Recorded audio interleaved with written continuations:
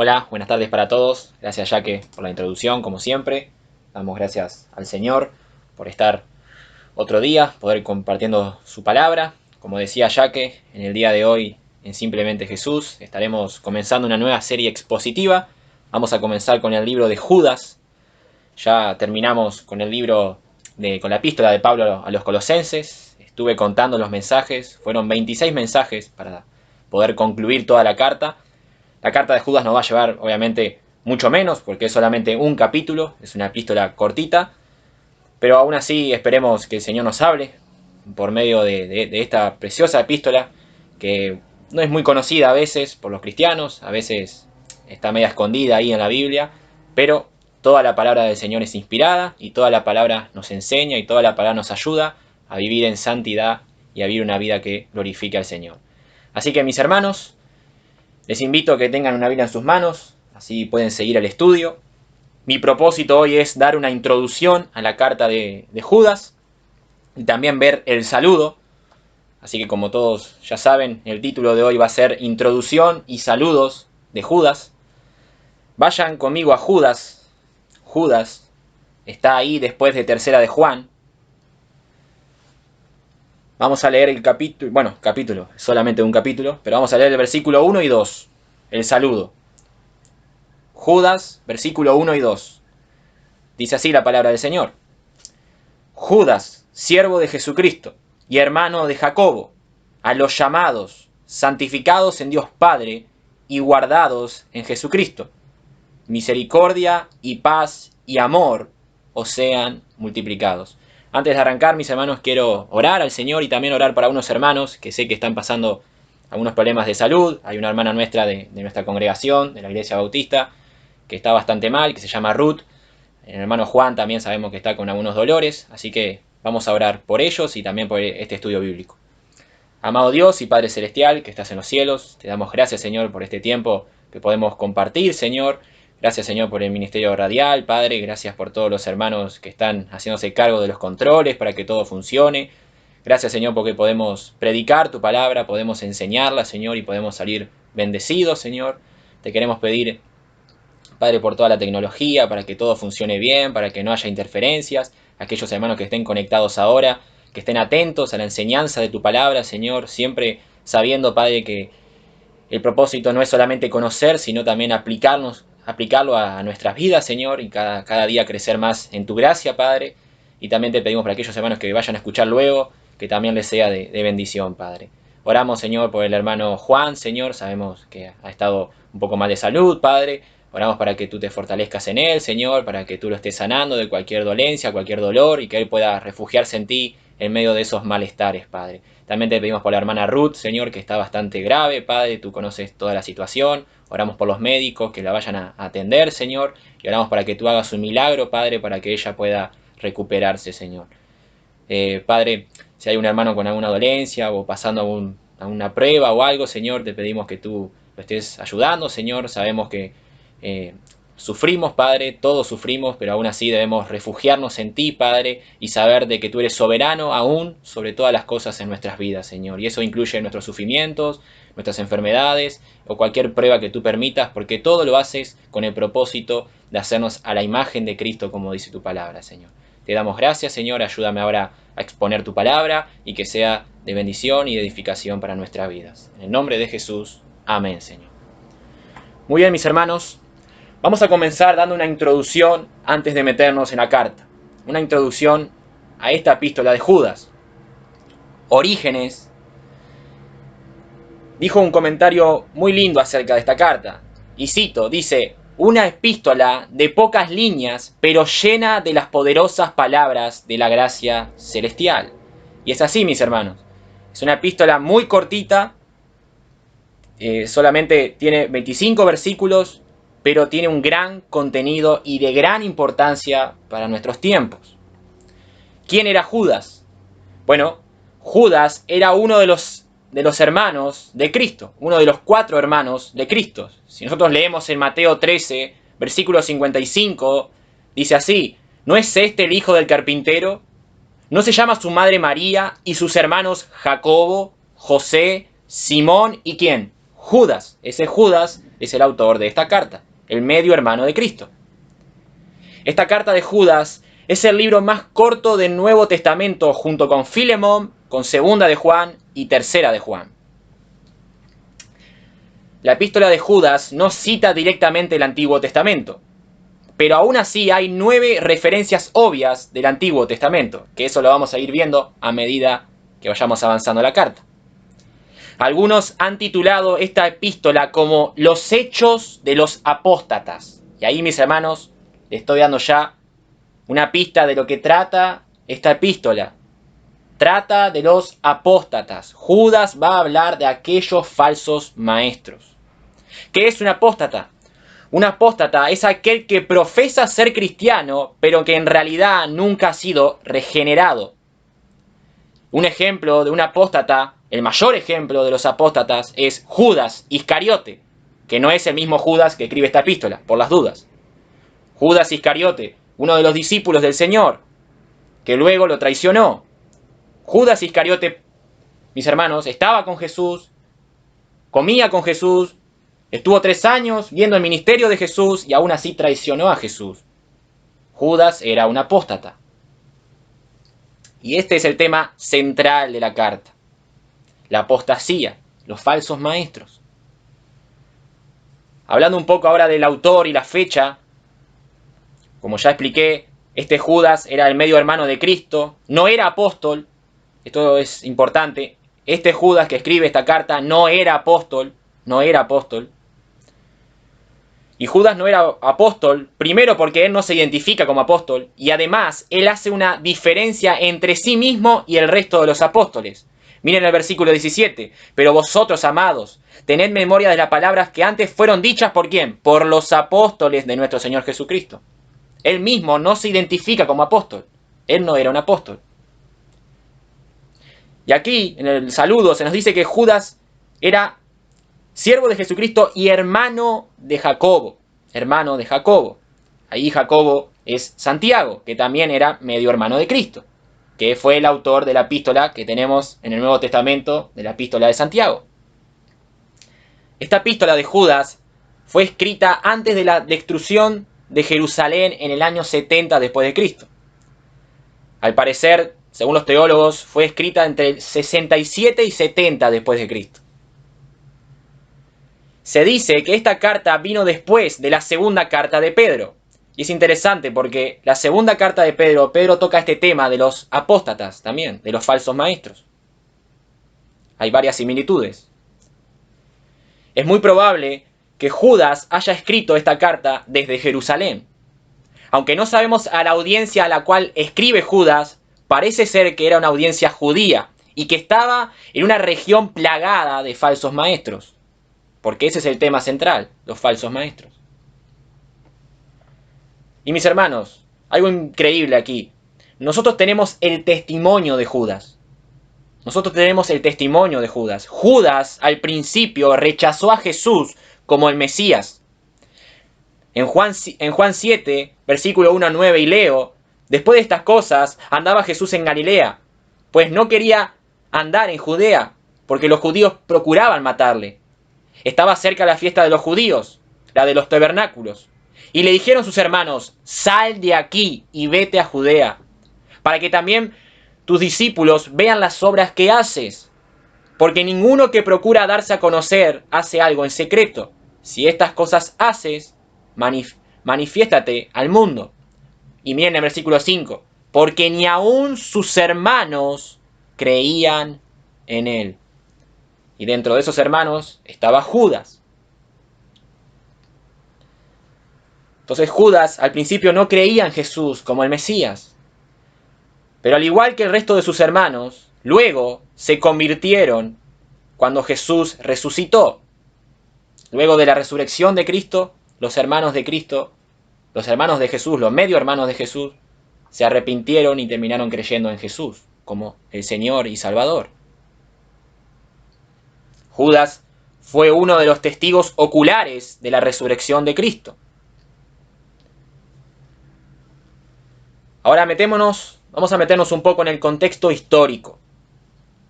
Judas vivió en un tiempo en el que el cristianismo estaba bajo el ataque político por parte de Roma.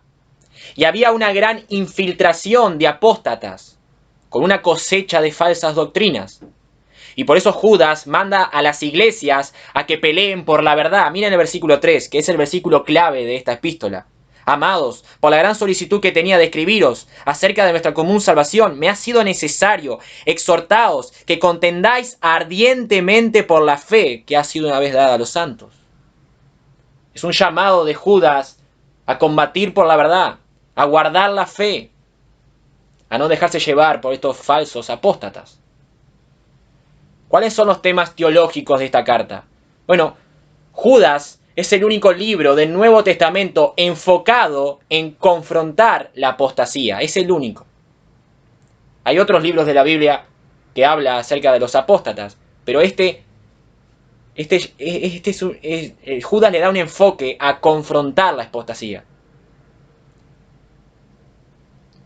Judas está repleta de ilustraciones históricas del Antiguo Testamento, como el Éxodo, la rebelión de Satanás, Sodoma y Gomorra, la muerte de Moisés, Caín, Balaam, Coré, Enoc y Adán. A medida que vayamos en nuestro estudio avanzando, iremos viendo cada una de esas cosas. Y Judas, mis hermanos, en esta epístola no habla detalladamente de cuáles son las falsas enseñanzas de estos apóstatas. Judas no se detiene a hablar explícitamente de sus enseñanzas, pero él muestra la vida degenerada de cada uno de estos falsos maestros. Miren el versículo 16. Estos son murmuradores, dice Judas, querellosos, que andan según sus propios deseos, cuya boca hablan cosas infladas, adulando a las personas para sacar provecho. Y miren el versículo 18. Lo que os decían, en el postrer tiempo vendrán que burladores que andarán según sus malvados deseos. Estos son los que causan divisiones, los sensuales que no tienen al Espíritu. Es decir, mis hermanos, que estos falsos maestros no solo enseñan falsas doctrinas, falsas enseñanzas, sino que además sus vidas son totalmente impías, carnales, viven totalmente contrario a la palabra de Dios. John MacArthur dice: mientras que su enseñanza es inteligente, sutil, engañosa, atractiva y entregada en muchísimas formas, la manera común de reconocerlos es ver detrás de sus frentes espirituales famosas y ver la vida impía de ellos. Fin de la cita. Mis hermanos, tú te das cuenta cuando estás delante de un falso maestro, no solo por lo que enseña, sino por cómo vive. Los falsos maestros pueden predicar muchas cosas bonitas, pero su propia vida contradice lo que predican. Segunda de Pedro, capítulo 2, nos ilustra este principio. En este mismo capítulo de Segunda de Pedro, Pedro habla de los falsos maestros y nos muestra la evidencia de por qué son falsos. Allí en Segunda de Pedro, capítulo 2, versículo 10, Pedro dice: y mayormente aquellos que siguiendo ¿qué? La carne, andan en concupiscencia e inmundicia y desprecian el señorío, atrevidos y contumaces, no temen decir mal de la potestad de superiores. Versículo 12, pero estos, hablando mal de cosas que no entienden, ¿como qué? Como animales irracionales, nacidos para presa y destrucción, perecen en su propia perdición. Luego continúa diciendo que hablan palabras infladas, palabras vanas, seducen con concupiscencia de la carne y disoluciones a los que verdaderamente habían huido de los que viven en error. Versículo 19, les prometen libertad y son ellos mismos esclavos de corrupción. Los falsos maestros, mis hermanos, viven una vida totalmente apartada a lo que el Señor revela en su palabra. Y es interesante porque en la segunda carta de Pedro, Pedro dice que se van a introducir, que vendrán falsos maestros. Y Judas dice que ya han llegado, ya han golpeado la puerta. Habiendo hablado de este contexto, mis hermanos, ahora sí quiero que nos metamos en la carta, en el saludo. Vamos a leer de vuelta Judas, versículo 1 y 2. Versículo 1 y 2. Dice así: Judas, siervo de Jesucristo y hermano de Jacobo, a los llamados, santificados en Dios Padre y guardados en Jesucristo, misericordia y paz y amor os sean multiplicados. Qué interesante cómo comienza la carta, mis hermanos. Judas dice, siervo de Jesucristo. La palabra ahí siervo en el griego es doulos, que quiere decir esclavo. Judas le da poca importancia a su relación física como hermano de Jesús. Él mismo se declara como esclavo de Cristo. Él reconoce a Jesús como su Señor y Salvador. Él no dice Judas, hermano de Jesús. No, Judas, esclavo de Cristo, siervo de Cristo. En Mateo 12, ese pasaje famoso, Mateo 12, versículo 46 a 50, leemos, mientras él aún hablaba a la gente, he aquí su madre y sus hermanos estaban afuera y le querían hablar. Y les dijo, he aquí tu madre, y les dijo uno, he aquí tu madre y tus hermanos están afuera y te quieren hablar. Respondiendo él, es decir, Jesús, que le decía esto, dijo, ¿quién es mi madre? ¿Y quiénes son mis hermanos? Y extendiendo su mano hacia sus discípulos dijo, he aquí mi madre y mis hermanos. Porque todo aquel que hace la voluntad de mi Padre, que está en los cielos, ese es mi hermano, mi hermana y madre. Judas no le dio importancia a su relación física como hermano de Jesús. Él reconocía a Cristo como su Señor, como su Salvador. Luego dice hermano de Jacobo, esto ya lo explicamos. Jacobo también era conocido como Santiago y era el líder de la iglesia en Jerusalén. Y este Jacobo es el autor de la epístola de Santiago, que también era medio hermano de Jesús. Volvemos a leer Marcos 6:3. ¿No es este el carpintero, hijo de María, hermano de quién? De Jacobo, de José, de Judas y de Simón. Ambos eran medio hermano de Cristo. Ahora, mis hermanos, observemos tres realidades espirituales que se mencionan en este saludo. Muchas veces leemos los saludos de las epístolas así, muy por arriba. Pero aquí hay tres realidades espirituales impresionantes. Miren el versículo 1 de vuelta. Judas, siervo de Jesucristo y hermano de Jacobo, a los llamados. Vamos a detenernos ahí.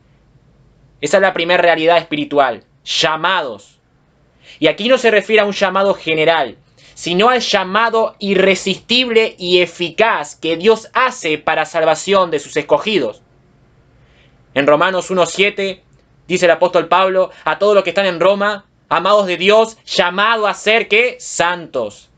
Gracia a ustedes y paz de Dios nuestro Padre y del Señor Jesucristo. En 1 Corintios capítulo 1, versículos 23 y 24, pero nosotros predicamos a Cristo crucificado, para los judíos tropezadero, para los gentiles locura, pero para los llamados, tanto judíos como griegos, Cristo es el poder de Dios y la sabiduría de Dios. Segunda Tesalonicenses capítulo 2, versículos 13 y 14. Pero nosotros debemos dar gracias a Dios siempre por ustedes, hermanos amados del Señor, de que Dios los haya escogido desde el principio para salvación, para la santificación y la fe en la verdad. Con este fin los llamó Dios por medio de nuestro Evangelio, para alcanzar la gloria de nuestro Señor Jesucristo. Nosotros hemos sido llamados por Dios, mis hermanos. Dios nos ha llamado. Y este es un llamado exclusivamente para los escogidos de Dios. No es para todo el mundo, es solamente para los escogidos de Dios. Ahora, ¿qué produce este llamado? Este llamado que Dios hace a los suyos produce varias cosas. Primero, produce comunión con Dios. En 1 Corintios capítulo 1, versículo 9, dice, fiel es Dios, por medio de quien fueron llamados a la comunión de su Hijo Jesucristo, nuestro Señor.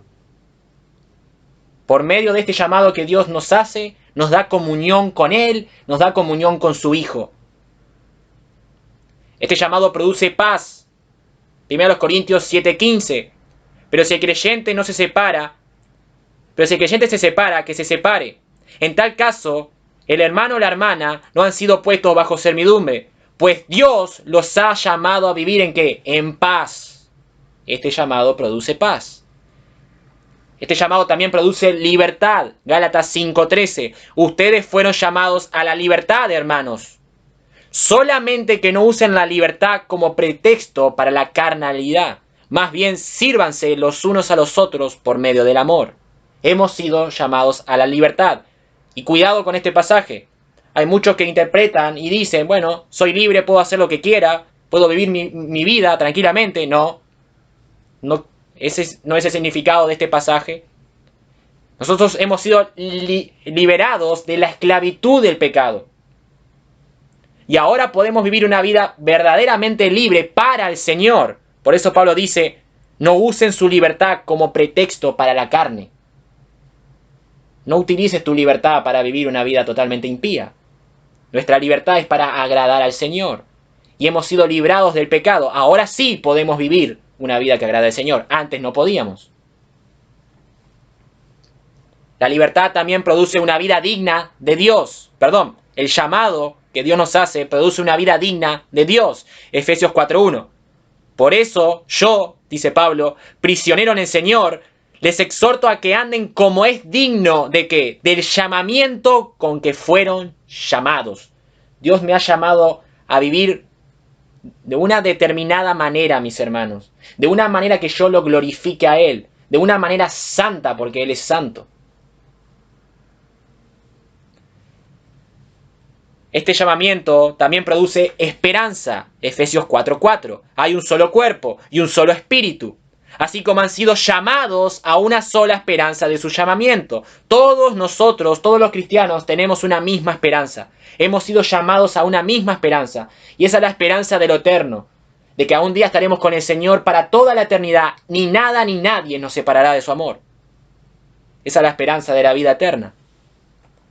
Este llamado también incluye la santidad. Primera de Pedro 1:15. Antes bien, así como aquel que los ha llamado es santo, también sean santos ustedes en todo aspecto de su manera de vivir.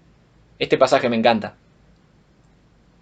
Volvemos a leerlo. Antes bien, así como aquel que los ha llamado es santo, también sean santos ustedes en todo aspecto de su manera de vivir.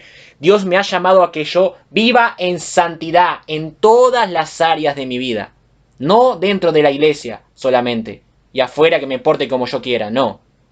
Dentro de la iglesia, fuera de la iglesia, en mi casa, en mis estudios, en mi trabajo, en mi barrio. Dios me ha llamado a que viva en santidad. Este llamado también produce bendición. Primera de Pedro 3:9. No devuelvan mal por mal, ni maldición por maldición, sino por el contrario, bendigan, pues para esto han sido llamados, para que hereden bendición. Nosotros como cristianos, mis hermanos, no merecíamos nada. Merecíamos el infierno, el castigo por nuestros pecados, pero por medio de Cristo ahora Dios nos ha perdonado. Ahora, como dice su palabra, somos bendecidos con toda bendición espiritual en los lugares celestiales en Cristo, Efesios 1:3. La bendición más grande, mis hermanos, es estar en Cristo y estar reconciliado con Dios.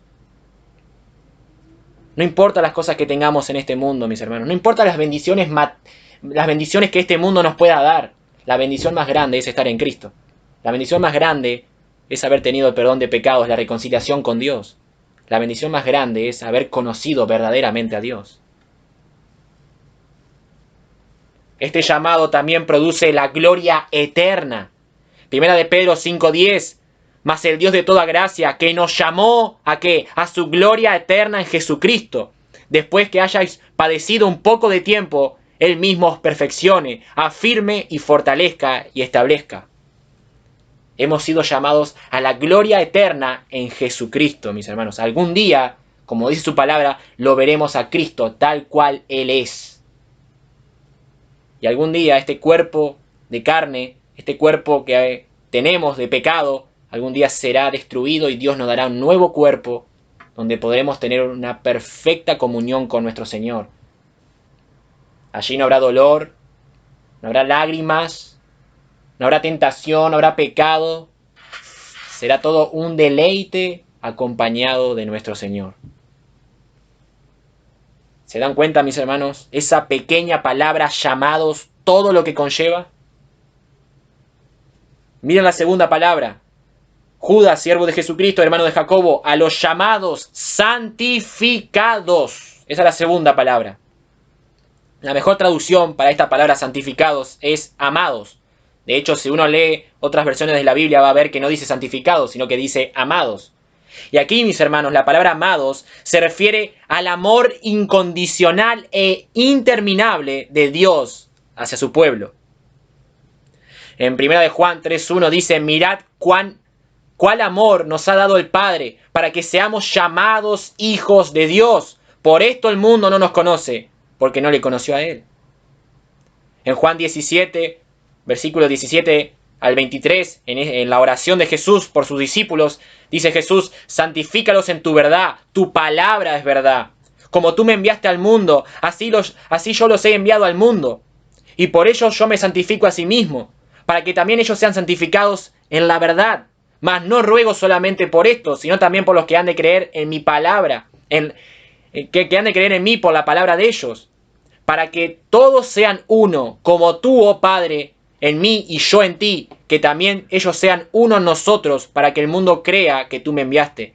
La gloria que me diste yo les he dado, para que sean uno, así como nosotros somos uno. Yo en ellos y tú en mí, para que sean perfectos en unidad, para que el mundo conozca que tú me enviaste, y que los has amado a ellos como también a mí me has amado. Dios nos ama, mis hermanos, y la manifestación más grande del amor de Dios se ha visto en el Calvario, se ha visto en que Él envió a su Hijo a morir por nosotros. A través de este amor incondicional, el cristiano es santificado. La palabra santificado significa que es apartado del pecado, y ahora es apartado para Dios. Todos nosotros, mis hermanos, podemos dar testimonio del amor de Dios. Todos. Y miren lo que dice. Dice que somos santificados en Dios Padre. En Dios Padre. Este llamado que hemos visto anteriormente, este llamado de salvación, este amor, esta santificación proviene de Dios el Padre. No lo ganamos nosotros, no lo producimos nosotros, esto proviene de Dios, mis hermanos. El plan de salvación y su cumplimiento se origina en Dios. Todo lo hace Dios y todo es inmerecido. No merecíamos nada.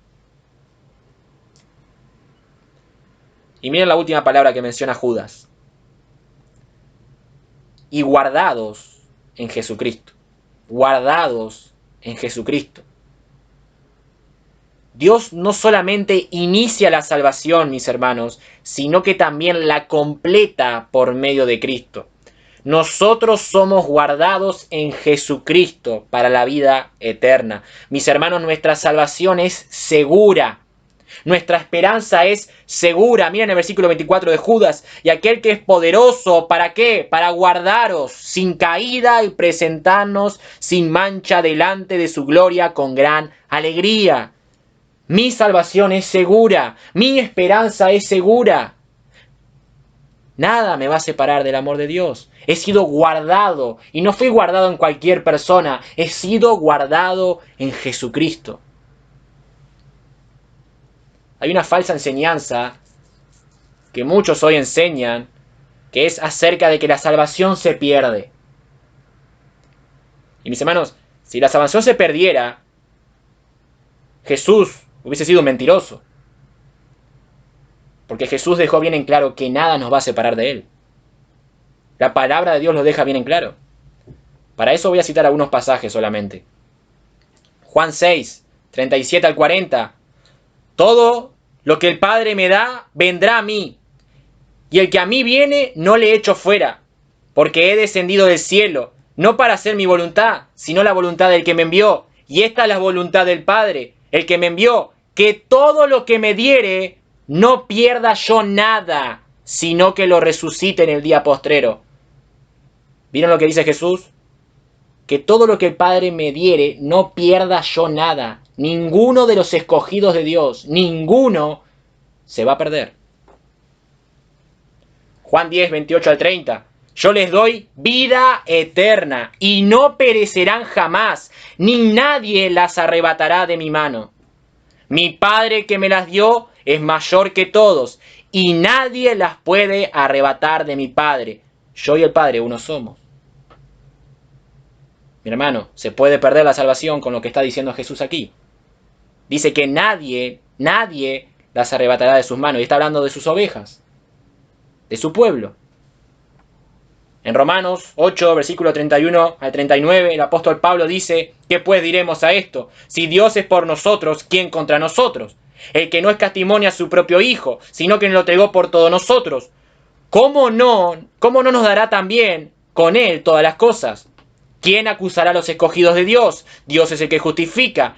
¿Quién es el que condenará? Cristo es el que murió, más aún el que también resucitó, el que además está a la diestra de Dios, el que también intercede por nosotros. ¿Quién nos separará del amor de Cristo?, pregunta Pablo. ¿Tribulación, o angustia, o persecución, o hambre, o desnudez, o peligro, o espada? Como está escrito: por causa de ti somos muertos todo el tiempo. Somos contados como ovejas de matadero. Antes, en todas estas cosas, somos más que vencedores por medio de aquel que nos amó. Por lo cual estoy seguro, dice Pablo, que ni la muerte, ni la vida, ni los ángeles, ni los principados, ni las potestades, ni lo presente, ni lo porvenir, ni lo alto, ni lo profundo, ni ninguna otra cosa. Es decir, si hay algo por ahí que me puede separar del amor de Dios, dice Pablo, ni ninguna otra cosa me puede separar del amor de Dios, que es en Cristo Jesús, nuestro Señor.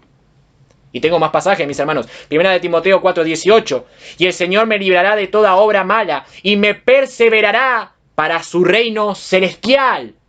A Él sea la gloria por los siglos de los siglos. Amén. Primera de Pedro 1:3 al 5. Bendito sea el Dios y Padre nuestro Señor Jesucristo, que según su grande misericordia nos hizo renacer para una esperanza viva por la resurrección de Jesucristo de los muertos, para una herencia incorruptible, incontaminada e inmarcesible, reservada en los cielos para vosotros, que sois guardados por el poder de Dios mediante la fe. ¿Para qué? Para alcanzar salvación, que está preparada para ser manifestada en el tiempo postrero. Mis hermanos, y hay más pasajes, yo solamente cogí algunos, si no puedo estar como una hora citando pasajes. Nosotros somos guardados en Jesucristo. Nuestra salvación es segura. Los arminianos, que son los que creen en esta doctrina, y los respeto y son hermanos, y yo tengo hermanos arminianos que aman al Señor, pero ellos no pueden asegurar que estarán con Dios, porque ellos creen que la salvación se pierde. Ellos no saben si serán salvos o no, porque la salvación depende de ellos, no depende de Dios. Por eso, esta doctrina, mis hermanos, no solo no es bíblica, sino que además causa temor en las personas. No sabe si verdaderamente han sido salvos. Judas nos dice que somos guardados en Jesucristo. Y mis hermanos, estas realidades que acabo de mencionar, que somos llamados, que somos amados, que somos guardados, nos deben estimular en nuestras vidas. No importa por lo que estemos pasando, estas realidades nos deben estimular en nuestras vidas. William MacDonald, acerca de este pasaje, el comentarista, dice lo siguiente: Dios ha llamado a estos del mundo por medio del Evangelio para que le pertenezcan. Están puestos aparte en Dios para que sean el pueblo especial y puro de Dios, y son maravillosamente guardados de todo peligro, de todo daño, de toda contaminación y de toda condenación, hasta que al fin sean conducidos a ver al Rey y su hermosura. Así es, mis hermanos. Nosotros esperamos esa esperanza de lo eterno. Esperamos estar con Cristo. Y tenemos la confianza de que eso es así, porque Dios no miente. Hemos sido llamados, guardados y amados. Qué interesante, porque las tres palabras están en pasado. Llamados, santificados, guardados. Todo esto ya Dios lo ha hecho por nosotros. Y miremos rápidamente el versículo 2. Misericordia y paz y amor os sean multiplicados. Misericordia y paz era un saludo muy común entre los judíos. Por eso llegamos a la conclusión de que Judas se dirige a una audiencia judía.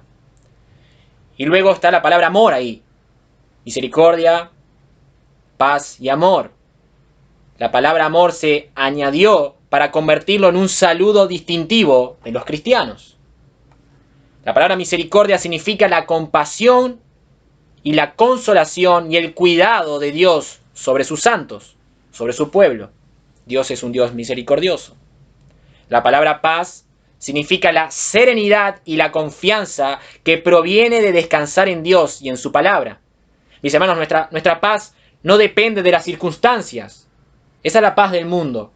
El mundo tiene paz cuando todo está bien a su alrededor, pero nosotros no, nosotros tenemos paz con Dios por medio de Cristo, y nuestra paz no debe depender de nuestras situaciones. Nuestra paz depende de nuestra realidad en Cristo, de lo que somos en Cristo y de esa relación que tenemos con Dios. William MacDonald dice: mirar por encima de las circunstancias a aquel que prevalece por encima de las circunstancias para el cumplimiento de sus propósitos. Cuando estamos pasando por alguna adversidad, lo que podemos hacer y lo único que debemos hacer es mirar a aquel que es soberano por sobre todas las cosas. Y ese es Dios, mis hermanos. Y la palabra amor ahí significa el amor de Dios en favor de su pueblo. Y como dijimos, nosotros recibimos este amor de una manera inmerecida. Nosotros no merecíamos el amor de Dios. No merecíamos que Cristo muriera por nuestros pecados. Y aún así, Dios lo ha hecho por medio de Cristo. Estas tres realidades, mis hermanos, Judas dice que sean multiplicados. Es decir, que estos hermanos abunden en estas cualidades en su vida. Estas tres cualidades que Dios muestra a favor de los suyos, también las debemos mostrar nosotros en nuestras vidas. Estas cualidades deben permear nuestras vidas: la misericordia, la paz y el amor. Por eso Judas dice que sean multiplicados. A modo de conclusión, mis hermanos, en este saludo podemos ver tres realidades en nuestras vidas: llamados, amados y guardados. Dios me llamó para vivir una vida santa. Él mostró su amor por mí al enviar a su Hijo a morir por mis pecados, y estoy guardado en las manos seguras de Cristo. Esto nos debe estimular en nuestras vidas espirituales. Estas realidades nos deben levantar a pesar de las situaciones adversas que estemos viviendo. Y que la misericordia, la paz y el amor que Dios ha mostrado por nosotros y sigue mostrando, nosotros también lo mostremos en nuestras vidas y hacia otros. Estas cartas, mis hermanos, nos va a hacer luchar ardientemente por la fe y por la verdad, porque hay falsos maestros y hay mucha apostasía en estos tiempos. Para aquellos que no conocen al Señor, cuidado con esos falsos evangelios que hoy muchos falsos maestros están predicando. Los apóstatas son conocidos por el falso evangelio que promueven: el evangelio de la prosperidad, el evangelio de salvación sin arrepentimiento. Cuidado con esos evangelios. Pablo dijo: todo aquel que predique un evangelio distinto sea anatema, maldito de Dios. El verdadero evangelio que habla la Biblia nos dice que somos pecadores y que hemos transgredido la ley de Dios y que por causa de nuestro pecado merecemos el infierno. Pero Dios, por medio de su Hijo Jesucristo y su vida y su muerte en la cruz, ha hecho posible nuestra salvación si creemos únicamente en su obra perfecta en la cruz por nuestros pecados y si nos arrepentimos. Ahí tendremos reconciliación con Dios y el don de la vida eterna. Y tú, mi amigo, serás uno de estos que son guardados en Jesucristo, si hoy te arrepientes y crees en Él. Cree en el Señor Jesús, porque hay un solo mediador entre Dios y los hombres, Jesucristo hombre. Que el Señor quiera que por medio de su palabra llame a algunos al arrepentimiento y fe. Vamos a orar. Amado Dios y Padre Celestial, gracias, Señor, por este estudio que ya estamos comenzando de Judas, Señor. Es una epístola, Padre, que nos va a hablar mucho acerca de la apostasía, Señor. Tristemente hoy hay muchos falsos maestros predicando herejías, Señor. Personas que incluso a veces predican cosas buenas pero no la viven, Señor. Y te pedimos, Padre, que nos ayudes a luchar ardientemente por la fe, que nos ayudes a luchar ardientemente por la verdad, Señor. Ayúdanos, Señor, a no dejarnos seducir por esos falsos maestros que hoy abundan en este mundo, Señor. Y Padre, gracias por estas realidades que nos muestra Judas en este saludo, Señor. Hemos sido llamados, hemos sido amados, hemos sido guardados, Señor, por ti. Gracias, Padre, y que la misericordia, la paz y el amor que tú nos muestras continuamente a nosotros, nosotros también lo podamos mostrar en nuestras vidas hacia otros, Padre. Gracias, Señor. En el nombre precioso de Jesús. Amén.